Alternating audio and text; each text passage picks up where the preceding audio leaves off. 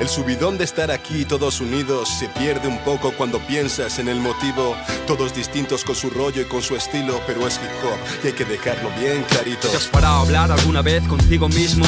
La vida puede ser de otro color si se habla de racismo. No vengo a dar un discurso de derechos humanos, y vengo a contaros una de Romanos. Es la lucidez frente a la estupidez que existe. Yo me pregunto dónde empieza y dónde acaba el chiste.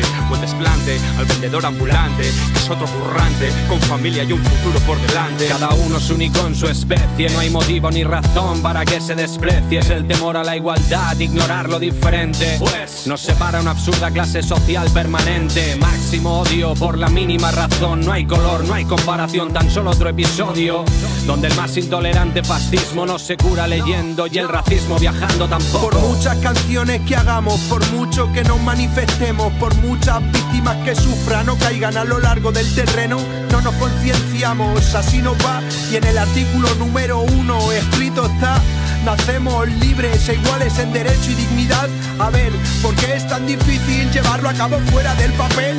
Alto, bajo, feo, guapo, negro, blanco, ¿qué más da? Dentro de 100 años todos calvos bajo tierra, va. ¿No has probado nunca conocer a un extranjero?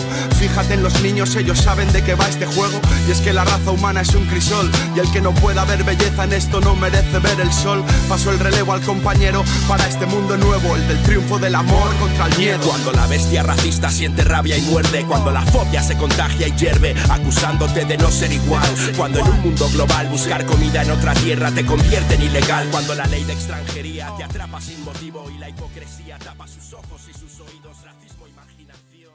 Cuando solo